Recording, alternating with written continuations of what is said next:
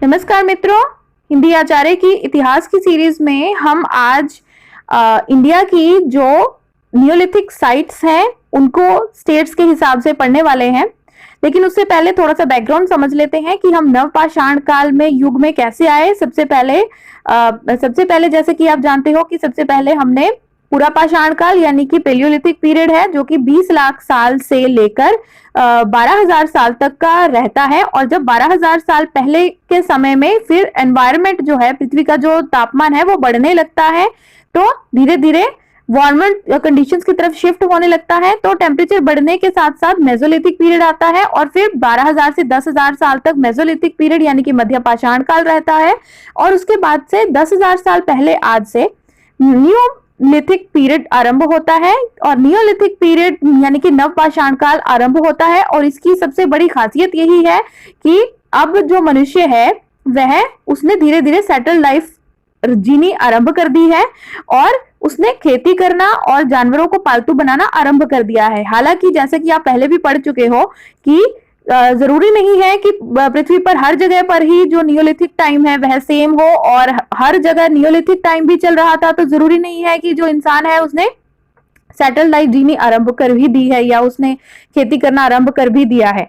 तो ये हर जगह के हिसाब से अलग है। तो हम भारत के परिप्रेक्ष्य में देख रहे हैं, तो भारत का जो नवपाषाण काल युग है इसमें इसका ये है आपको समझने वाली चीज की, क्योंकि पृथ्वी का जो तापमान था वो बढ़ रहा था, तो धीरे धीरे गर्मी बढ़ने की वजह से तो बहुत सारे बर्फ पिघलनी आरंभ होती है और बहुत सारे तरह के जो पौधे हैं वो उगने आरंभ हो जाते हैं। और वो उनमें से जैसे उदाहरण के तौर पर जो बहुत सारी घास उगती हैं, तो आप जानते हो कि जो गेहूं होती है, जौ होते हैं, वो एक्चुअली तो एक तरह की घास ही है, वो एक टाइप की ग्रास है।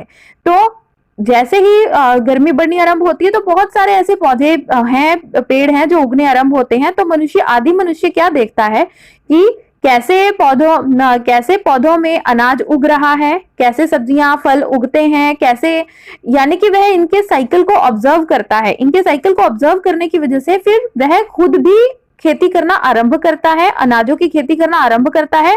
और खेती करने की वजह से उसको एक जगह पर ज्यादा समय रहना भी पड़ता है, तो इसलिए फिर वो झोंपड़ी बनाकर या पत्थरों के घर बनाकर एक सेटल्ड लाइफ जीना आरंभ कर देता है। तो यहीं से हम नियोलिथिक पीरियड नवपाषाण काल का आरंभ मानते हैं। तो जैसे ही नवपाषाण काल या नियोलिथिक पीरियड स्टार्ट होता है स्टूडेंट्स, इसके साथ ही एक तो मनुष्य जो है वो खेती करना आरंभ कर देता है, क्योंकि उसने ऑब्जर्व किया है कि कैसे जो अनाज के दाने हैं वो उग रहे हैं, फिर धीरे धीरे वो खुद भी उगाना आरंभ कर देता है उनके साइकिल को ऑब्जर्व करके। इसी तरह से जो जानवर हैं उन जानवरों को भी धीरे धीरे वह पालतू बनाना आरंभ कर देता है। तो आपसे ये प्रश्न अगर पूछा जाए एग्जाम में कि सबसे पहला कौन सा जानवर था जिसको कि मनुष्य ने उसको पालतू बनाया है, उसको डोमेस्टिकेट किया है, तो वह जानवर था डॉग। तो बच्चों अब धीरे धीरे जो मनुष्य है वह जानवरों को पालतू बनाना भी आरंभ करता है और खेती करना भी आरंभ करता है। जैसे ही वो जानवरों को पालतू बनाना आरंभ करता है तो वो फिर वो हर्डर बन जाता है, और इसी तरह से जब वो खेती करना आरंभ करता है तो वो फार्मर बन जाता है। तो इस तरह से उसका जो लाइफस्टाइल है वो चेंज हो जाता है। अब वह, जैसे कि आप चित्र में देख सकते हैं, कि वह जानवरों को भी पालतू रखता है। इसी तरह से वह घरों में भी झोंपड़ी बनाकर या पत्थरों से या घास फूस से झोंपड़ी बनाकर अब उसको रहना है, क्योंकि वह खेती भी कर रहा है धीरे धीरे।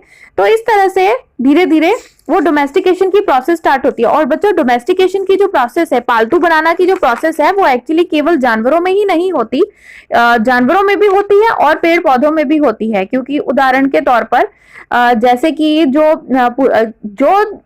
जो हम पेड़ पौधे या पौधों को जो हमने चुना, हमने उन्हीं पौधों के बीजों को चुना जो कि ज्यादा फल देते थे। तो धीरे धीरे जो जंगली प्रजाति थी पौधों की वो खत्म होती गई, और जो पालतू प्रजाति है हमारी, जो अभी हम यूज कर रहे हैं, वही ज्यादा डेवलप हो गई। यही चीज जानवरों के साथ भी है बच्चों। तो अब हमने नवपाषाण काल का बैकग्राउंड समझ लिया है। अब हम समझते हैं, अब बात करेंगे बच्चों कि भारत में जो नवपाषाण काल नियोलिथिक साइट्स जो हैं वो कहाँ कहाँ पर मिली हैं। और बच्चों हमारे पास ऐसा क्या सबूत है कि ये एक्चुअली जो अभी हमें जो एविडेंस मिली है वो एक्चुअली नियोलिथिक साइट्स जो है वो नवपाषाण काल से ही संबंधित है। तो इसका सबसे यही साइंटिस्ट इसका सबूत ये देते हैं कि जो अगर वो सच में जो आदि मानव है वो अगर सच में खेती करता था तो अभी हमें उनके अनाज के दाने तो नहीं मिलेंगे, लेकिन उनके जो गलती से जलाए गए या जानबूझकर जलाए गए दाने हैं उनकी जो है डेटिंग की जा सकती है, तो उससे पता चलता है कि ये दाने कितने पुराने हैं। और अगर बात की जाए कि सच में इंसान जो है वो जानवरों को पालता था, तो इसका क्या सबूत है? इसके लिए साइंटिस्ट ये सबूत देते हैं कि खुदाई के दौरान जो है जानवरों की जो बोन्स हैं वो मिलती हैं। तो चलो बच्चों अब एग्जांपल्स पढ़ते हैं। तो सबसे पहला एग्जांपल है मेहरगढ़ का। ये पाकिस्तान में है अभी, और मेहरगढ़ के लिए एक पूरा डिटेल्ड अलग से वीडियो देखेंगे हम। तो अभी शॉर्ट में हम ये जान लेते हैं कि मेहरगढ़ में सेटल्ड लाइफ थी, और वहां से जो हमें मिला है गेहूं के दाने मिले हैं और जौ के दाने मिले हैं। इसी तरह से भेड़ है और जो कैटल है वो भी मिली है, गाय वगैरह। इसके बाद में कुलधिलवा एंड महागारा, ये दोनों साइट्स कुलधिलवा और महागारा जो है ये यूपी में, उत्तर प्रदेश में पड़ती हैं। और इसी यहाँ पर सबसे जो खास चीज मिली है वो है राइस के जो टुकड़े मिले हैं और जो जानवरों की टुकड़ी हो रखी हड्डियां मिली हैं। और एक जगह पर तो जानवरों के हूफ के मतलब उनके खुरों के निशान भी मिले हैं। इसी तरह से बुरजाओं के लिए हम एक अलग से वीडियो देखेंगे पूरा डिटेल में। तो अभी शॉर्ट में हम समझ लेते हैं कि जो बुरजाओं है कश्मीर में, इसके साथ ही गुफ्त कराल कश्मीर में, यहाँ से गेहूं मिला है, दालें मिली हैं, कैटल मिला है और शीप मिले हैं यहाँ से। इसी तरह से हुल्लूर एंड पेयमपाली, ये दोनों साइट जो है ये आंध्र प्रदेश से मिली हैं। यहाँ पर जो है ज्वार बाजरा आदि मिलेट्स मिले हैं यहाँ से, और कैटल भी मिली है, और ब्लैक काले चने भी मिले हैं, और पिग हैं, शीप हैं, और भी कई पालतू जानवर हैं। इसी के साथ जो चिरांड है ये है बिहार में, यहाँ से मिले हैं गेहूं के फ्रेगमेंट्री, और इसी तरह से बार्ले मिला है यानी कि जौ मिला है, चने मिले हैं।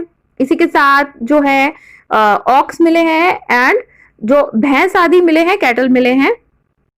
तो बच्चों आशा करती हूँ कि आपको न्यूलिथिक पीरियड बहुत ही अच्छे से समझ में आ गया होगा। ये जो साइट्स हैं ये भी आपने अच्छे से याद कर ली होंगी। इसी तरह से और इतिहास के वीडियोस देखने के लिए मेरे चैनल को सब्सक्राइब कीजिए, हिंदी आचार्य।